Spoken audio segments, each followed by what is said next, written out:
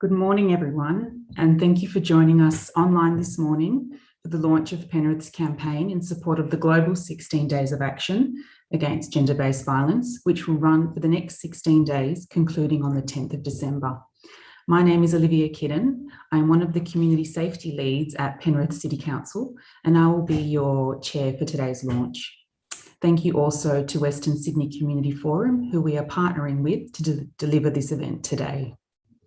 I would like to acknowledge that we are all coming from different traditional lands. I am proud to live, play and work in the beautiful land of the Darug and Wongal people being in Drummoyne today. I want to pay my respects to elders past, present and emerging. I recognise that this land always was and always will be Aboriginal land. I would like to welcome all Aboriginal and Torres Strait Islanders today. Today, the 25th of November, is also the International Day discussing. I will now provide an overview of today's agenda.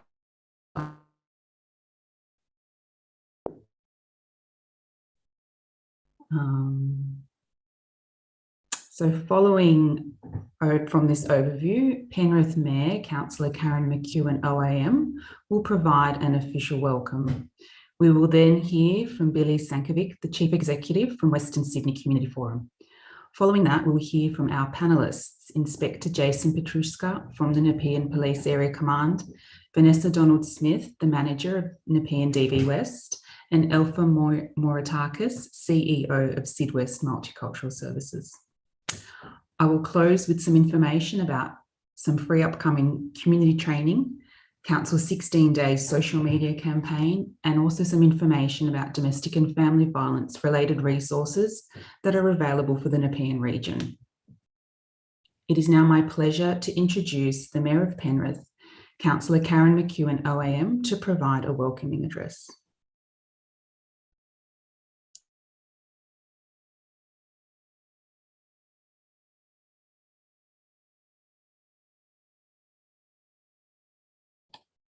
Good morning, everyone, and thank you for joining us.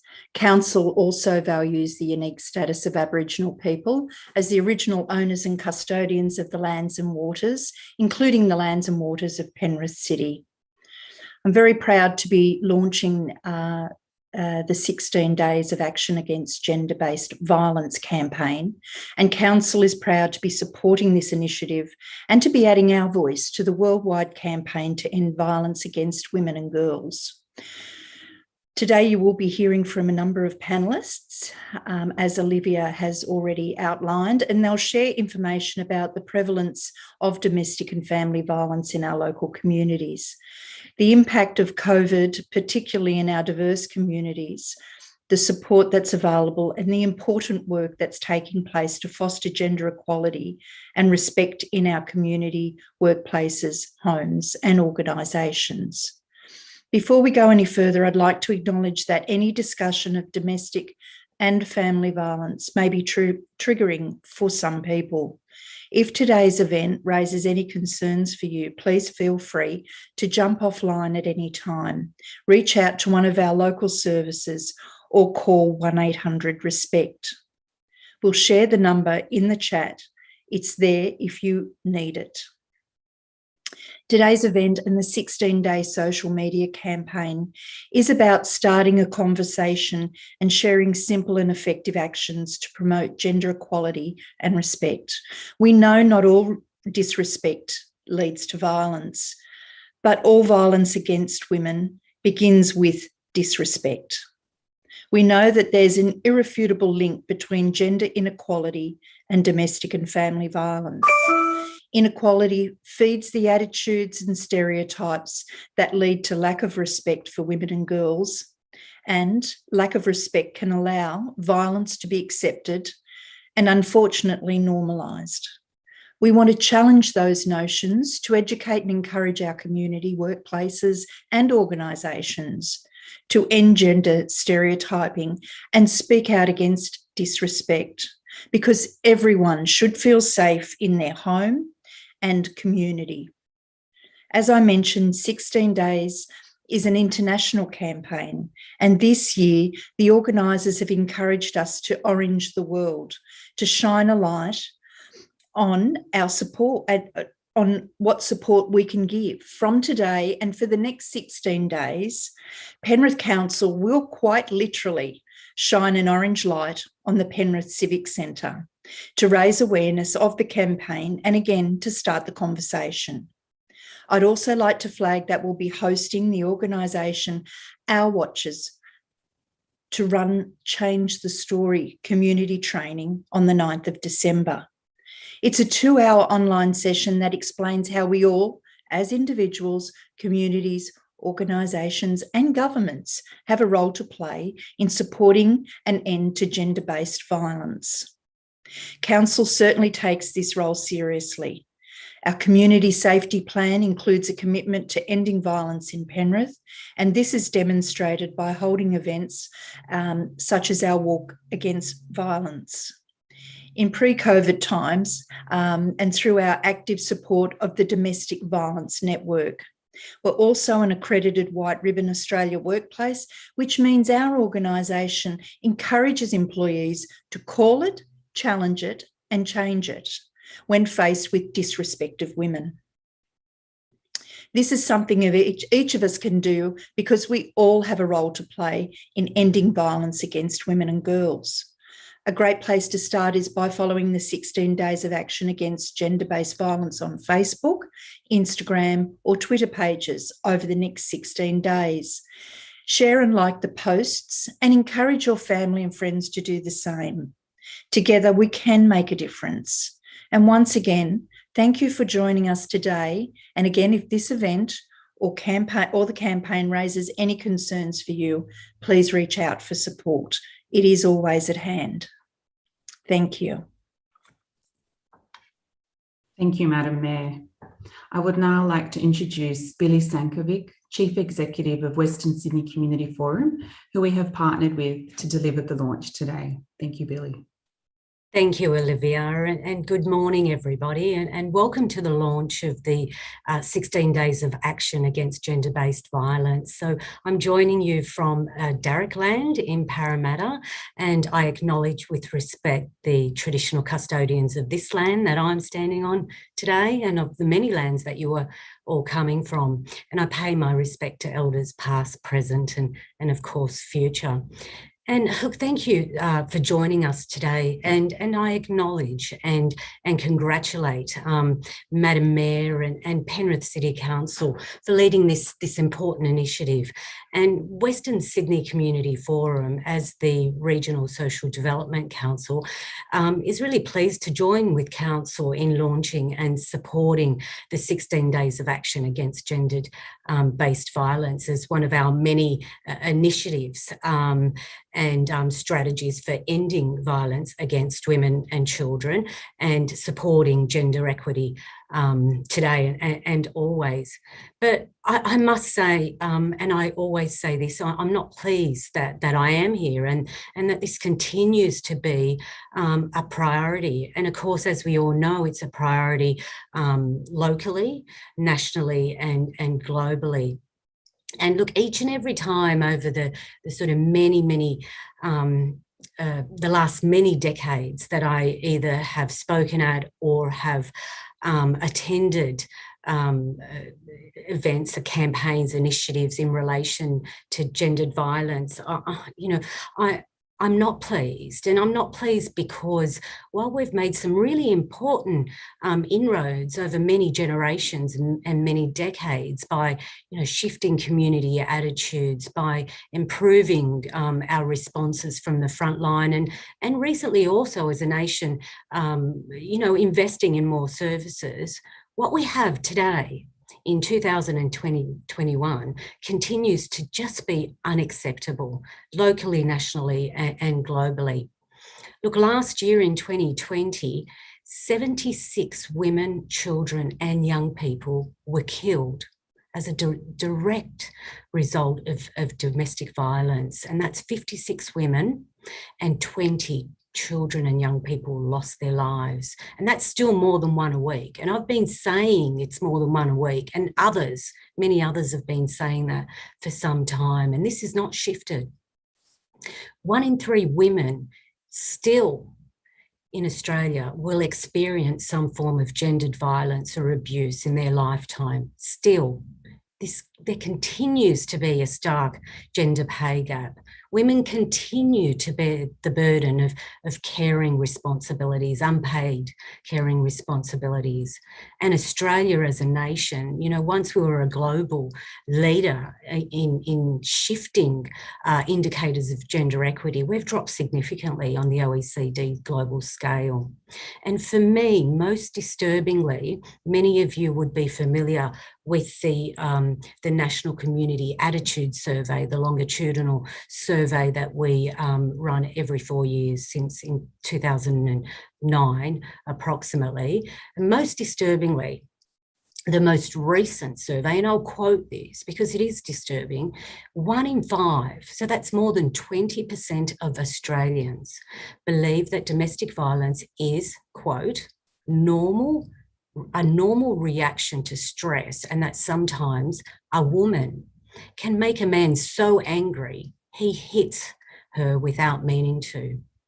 And that's over 20% of Australians, according to that national longitudinal survey, and that's in the most recent one. So look, all of these factors, which essentially are about gender equity, they feed and they perpetuate gender violence and they keep it alive. And, as we all know, it happens in our homes, it happens in our streets, it's in our workplaces, it's in our local communities, it's in our systems and structures of power and leadership. And look, for these and for many reasons, community awareness campaigns like these 16 Days of Action Against Gendered Violence are important today as they've ever been. And this year's motto, Orange the World, gives us some inspiration and some hope to keep going, because that's exactly what we need to keep doing, and gives us that inspiration for a brighter future, and one that's free from violence against women and children. And, I'm an optimist, and those of you that know me know that I'm generally a half glass full, but when it comes to gender equity and violence against women and children, it's difficult to be an optimist today.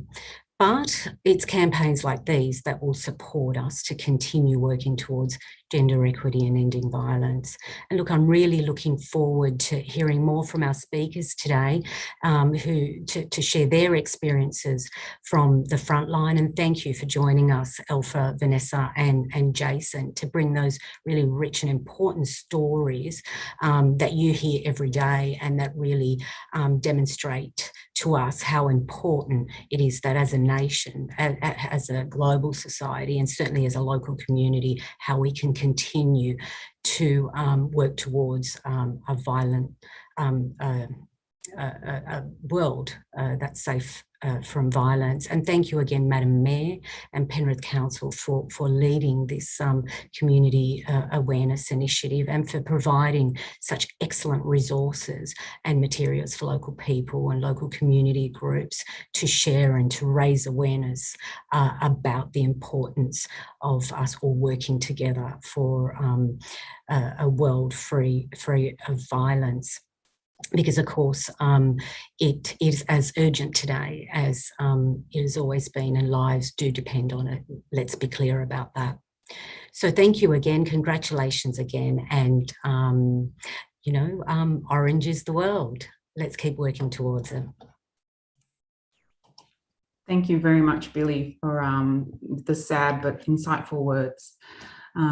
We will now transition to hear from the panellists that we have mentioned, who will share with us information and insights into the domestic and family violence situation in Penrith specifically, the impacts that the recent lockdowns have had on this, as well as discuss the support and services that are available to assist women and children throughout our community.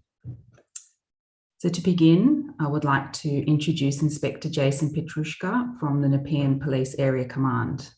Sadly, we know that the Nepean Police Area Command, which encompasses the Penrith local government area, is ranked in the top 5 police area commands in New South Wales for the volume of domestic violence-related incidents attended to by the police.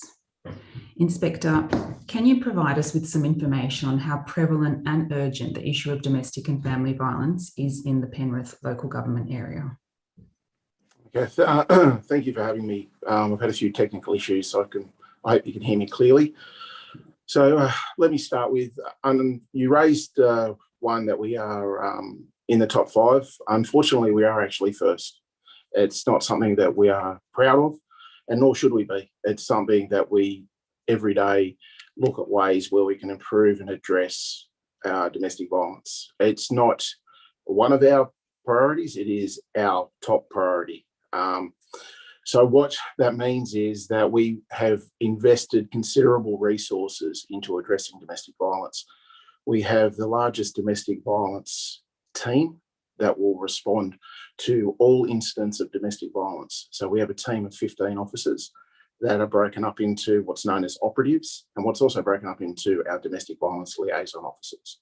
So the two work hand in hand. Our domestic violence liaison officers will deal really a lot with victims. They attend court with victims, they sit with victims, and they really try and get a rapport with victims to break that cycle, because we do have a lot of repeat victims that have been living in cycles of violence their whole life. Their children see it, and as we know, if children see it, they will unfortunately then take that behaviour into their adult life, which is something we are desperately trying to avoid. So our DVLO, which is our domestic violence liaison officers, work tirelessly with victims. Our domestic violence operatives is something that is new. It's been going in the command probably for the last 18 months, and they are designed purely to, target those offenders that are responsible for domestic violence offending. By that, we have our DV operatives that work 7 days a week, both day and night shift, and they will knock on the door of people that have what's known as apprehended domestic violence orders and make sure that they're abiding by those. If they are not abiding by those, then they are arrested and put before the court. The command has zero tolerance. We do have incidents where victims don't want action because obviously there are many reasons for it, and I think this forum probably is not the time to go into why victims don't report, but when that does happen, we have a zero tolerance to that, and people are put before the court. So our domestic violence operatives will work tirelessly to target those that we believe are repeating continually, and again, we'll arrest those persons and put them before the court. We use what's known as our suspect target management plan to target, again, repeat offenders, and they are the ones that we believe are the most serious at offending. They are the ones that our operatives will work day and night to ensure that they are not offending, basically, and that will mean proactively knocking on their door, speaking to them, making sure that they're abiding by every condition of the apprehended violence order, and that the victim in those instances are not in fear. And that is really what our DV team drive. As a command as a whole, we have an intense review process of every DV incident that occurs. And by that, I mean every domestic violence incident is reviewed daily by myself and the domestic violence sergeant. And we go over looking for any opportunity to ensure that the highest police response has been provided. In a month, our domestic violence operatives can arrest as many as 30 people and put them before the court for breaching any kind of condition, for assaults or whatever it may be. They will, as I state, work tirelessly to ensure our victims are safe.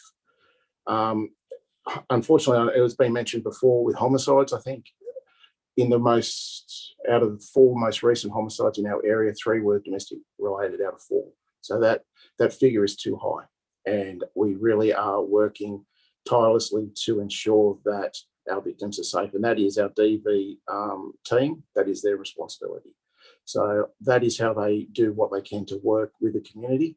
Our DVLOs particularly will work with external agencies. They work with justice, they work with education, whoever it may be, the health to try and, again, ensure that our victims are receiving the care they need and also the support they need to get out of the environment they're in and to get away from the offending that is occurring. Thank you, Inspector. Very alarming, as you say, to hear that we are, in fact, number one in the state. So, yeah, thank you for all the work of the command and for sharing those insights with us today. I might move on now before we return to us all at the end to welcome Vanessa, DV West Manager from the Nepean area, Vanessa Donald-Smith. Vanessa, the lockdowns over the Penrith and Greater Sydney areas over the last 2 years increased the risk of domestic and family violence and made it more difficult for people to seek assistance. We know that domestic and family violence is not just physical. What have been some of the different forms of domestic and family violence that your service has been responding to? Oh, thank you, Olivia, and thank you for having me. Look, I think, unfortunately, perpetrators became quite creative over the lockdown periods, and we saw the use of the public health orders being another way to harass and abuse women. Women have disclosed to us that police turned up on their doorstep as they'd had reports that there was a party going on or they had unlawful visitors. The use of coercive control to, create that chain of fear that kept women in their homes. So they would, they played on their mental health, different things like that.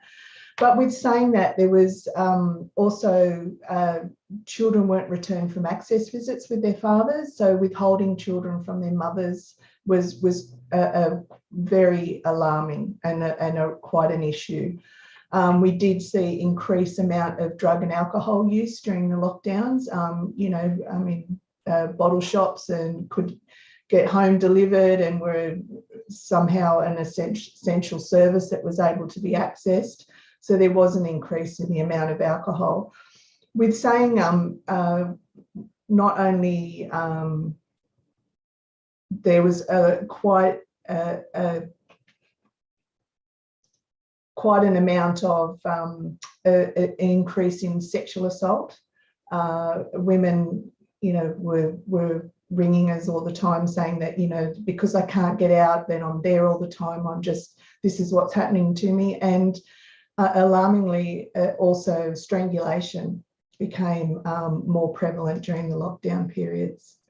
And just going on from what Jason has said is that in Penrith, and we're being number one for domestic violence, we are so under-resourced in this area for women to access services. We as a service are almost at capacity. We're only taking women who are at serious threat and women who self-refer. So when you look at how many women are being abused in the Penrith area and how little domestic violence specific services there are for them to access. So, along with Penrith Women's Health Centre, who's not specifically just for domestic violence, our service, which is specifically for domestic violence, there's very little for women to turn to. And just since the June lockdown, Nepean DV West has supported around 600 women and children. And that's just since June. Over our whole DV West has been around 1,100 women and children, but just 600 in Nepean. And for a team of 4 caseworkers, just in my team and 3 in another team, that's a lot of clients to manage. That is, Vanessa, thank you. That was one of the questions that I had there later around impacts of the pandemic on your service in the local sector, but I think you've answered that. I can probably add some more impacts as well. Well, feel free to, if you wanted to elaborate on any other impacts that the pandemic had on your service, apart from sort of the high number of women presenting. I think also a lot of the impacts were not being able to get eyes on children. Because when you're doing casework with a mum and, mums are trying to homeschool during this time is mum can't really have that conversation in front of the children. And you do say to her, please, can you sort of not talk to me with the kids around? So we actually never got to set eyes on the children to just see how they were managing as well. We also saw that, you know, Aboriginal women specifically really missed the face-to-face. They really like that face-to-face work with their caseworker. Culturally and linguistically diverse clients were finding it hard to access technology, but also interpreters. And it did have a significant impact on clients' mental health, but also staff's mental health as well. Thank you, Vanessa. And if a woman and her children were to present at your service, could you provide some information about how that might look and the type of support that they would receive from DV West? Well, they usually go through their intake and assessment phone service, and then they see what their needs are at the time. And, you know, we do casework. One of the other impacts we had was that we're a communal living refuge. So due to social distancing and that, we couldn't fill the refuge at capacity. So even more women got turned away. We offered a lot of brokerage, Uber Eats vouchers, also for women to get transport, because that was difficult with the public transport, trying to take all the kids on it, the fear of, becoming infected by the COVID-19 virus. A lot of food assistance during this time. We had people who lost their jobs, so we're trying to, we had to pay some of their rent occasionally, and just that emotional support, and also just working on a case plan. So where do I go from now? What steps do I need to take? Counselling, we have a counsellor who works from the service. So, I mean, she was very busy during this time. I don't think she sort of had a couple of minutes between each client, because there was just that added, how do I get through this? So, not only the domestic violence, but then how do I go back to living in the real world? Like, I'm scared to leave my house, or that sort of thing. Thank you. Yeah, so many ongoing challenges there that everybody will be working through over the coming months, unfortunately. Thank you, Vanessa. I might move on now to Elfa Moratakis. So Elfa is the CEO of Syd West Multicultural Services. Have we got you there, Elfa? Good morning, Olivia. Apologies, technical issues always. Right. Good morning, Elfa. Good morning from the land of Darug people, and thank you very much for the invitation, and congratulations to Western Sydney Community Forum and Penrith City Council in this partnership and initiative. Thank you, Elfa. Elfa, the question that I had for you was around, we understand from some of our work that women from culturally and linguistically diverse backgrounds have experienced an increase in domestic and family violence incidents during the COVID-19 lockdowns. I was hoping you might be able to provide us with some insights into this and what those women, from your experience, can be doing to seek assistance. I suppose that the issues women from CULT background are facing are no different to any other woman experiencing domestic violence, but with an additional barrier of the language difficulty and the need for a culturally appropriate response. And at Syd West, we run a number of domestic violence support programs that are focusing on supporting individual needs while providing a culturally responsive service through casework. We also provide community support programs that raise awareness and develop what we call community ambassadors to keep the message against domestic violence alive within a number of our CULT communities. Pre-COVID, we used to have at least one woman walking through our doors. This has now increased by 30%. At the beginning, and similarly to other colleagues' observations in the sector, during lockdown, we all felt a very eerie silence in this space because of the isolation, of course, that women faced. That kept them away from their already limited support networks, community workers that they might have been linked with. But we also saw an increase in elderly women domestic violence abuse that we tend not to talk a lot about.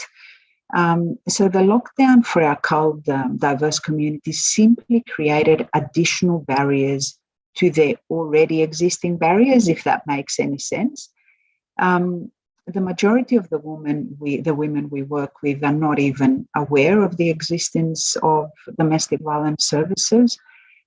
Cultural limitations might be preventing women from leaving their perpetrators. Domestic violence within CALD circles is usually identified once trusting conversations kick in settings and places such as community groups or mothers groups. And unfortunately, COVID paused the accessibility to all these networks. Top this up with language difficulties, it meant that women could not even access interpreting services if that was ever an option. So we faced an increase in crisis response in groups such as women on temporary visas that had no right to services due to their visa status. Fortunately, the state responded, unfortunately with short-term funding, but some of these gaps were addressed and we were able to enhance our services. But that happened, of course, as we can all appreciate, under extreme fear and stress that these women will be sent back home once, we come out of lockdown. Other women were totally unaware of what their visa status was, and they had no access to paperwork. And that for our caseworkers made, opening bank accounts or connecting them to Centrelink or creating an online MyGov account very difficult. But we are here to make things happen. And I would like also to note that at Syd West, we consider ourselves experts in what we do when it comes to providing culturally responsive services.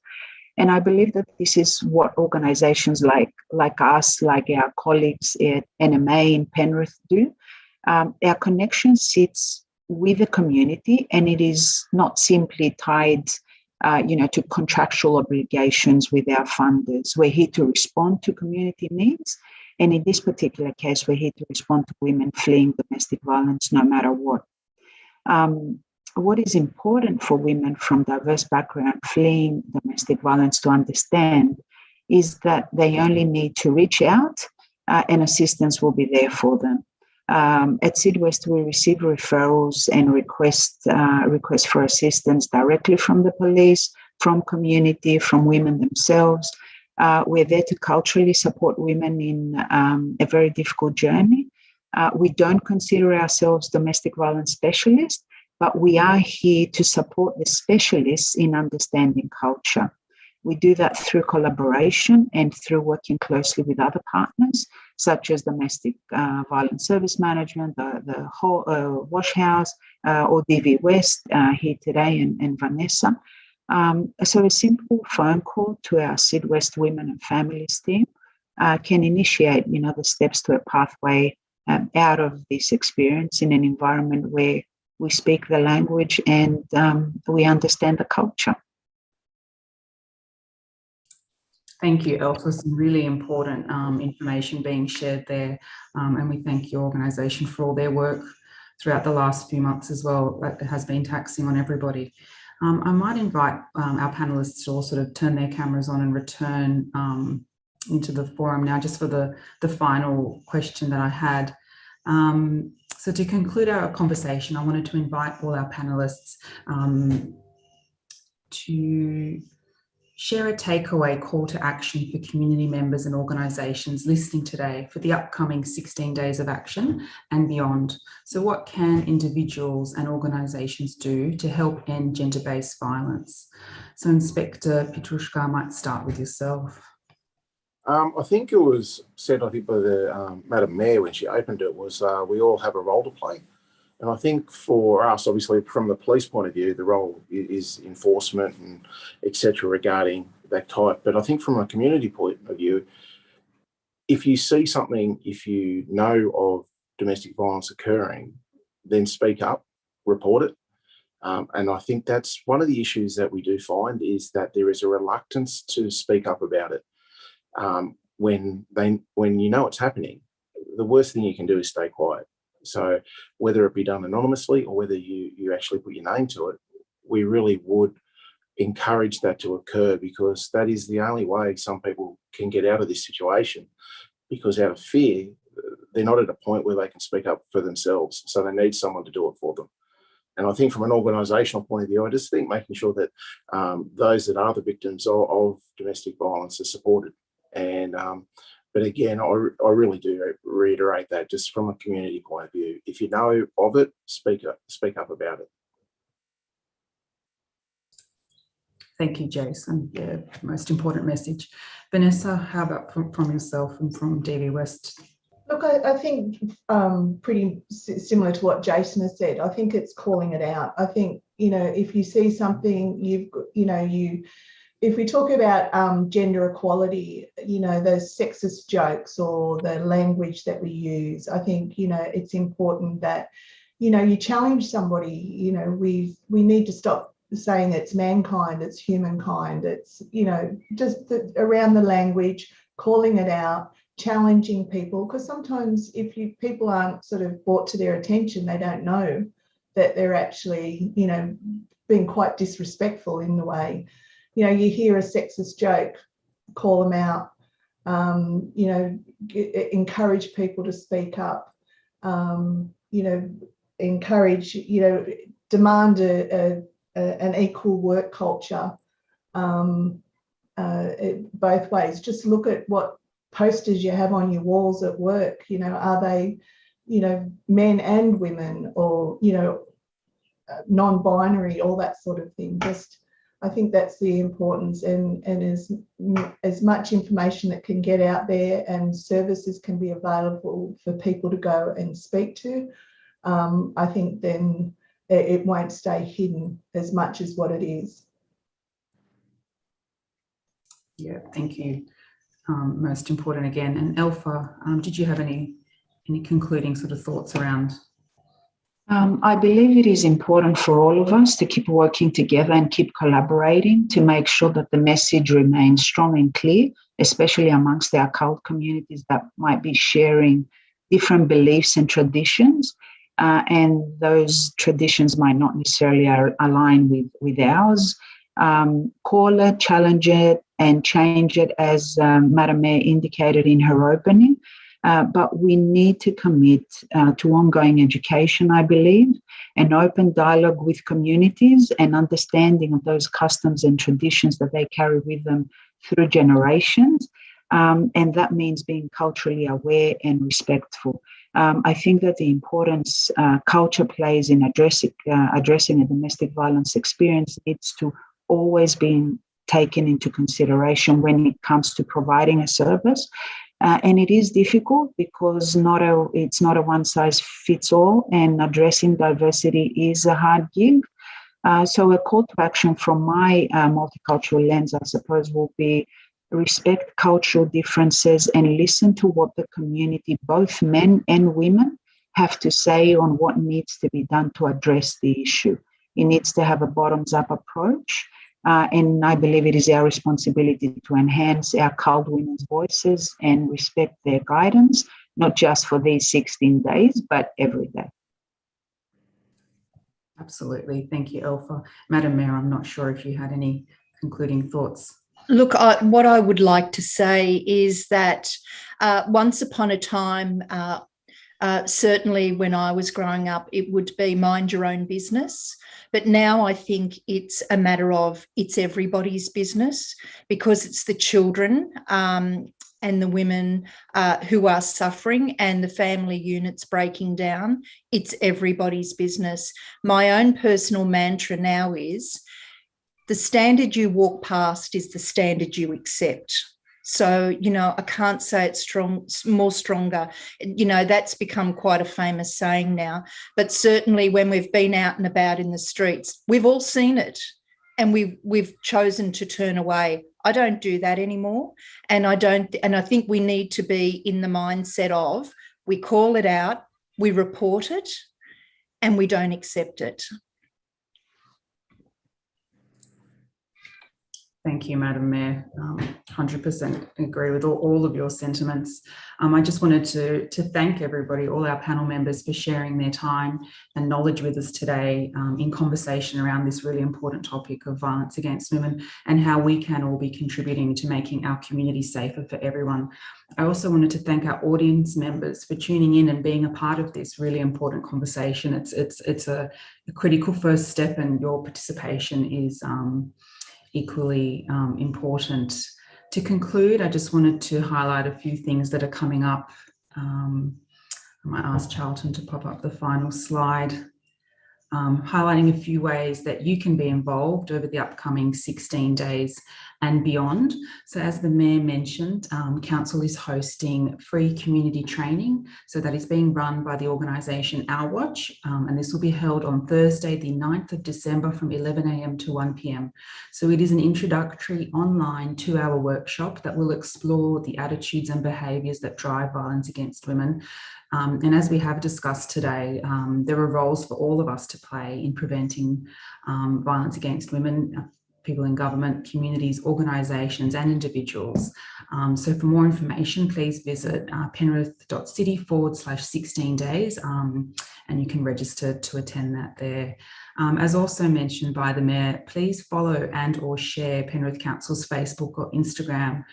From today and for the next 16 days, we'll be sharing simple actions that you can take to foster gender equality and respect for women and girls to help end gender-based violence. So keep an eye out for those. And finally, I wanted to take the opportunity to highlight for any services and organisations listening today, a wonderful resource that is nepeandv.com.au.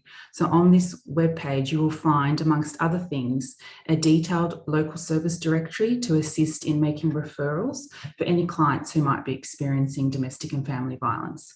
So this directory of services was developed in partnership with the Nepean Domestic Violence Network, which is a collaboration of professional workers from government and non-government organisations that work tirelessly, and who we do thank today, to provide services to support women and their children impacted by domestic and family violence, specifically in our Nepean region. So please take a look at this website if that may be of benefit to you. Thank you once again to Penrith Mayor, Councillor Karen McEwen, OAM, Billy from Western Sydney Community Forum, and our panellists, Inspector Petrushka, Vanessa and Alpha, for helping us to launch Penrith's 16 Days campaign today. Thank you to our audience for joining us, and I do wish you all a lovely Thursday. Thank you.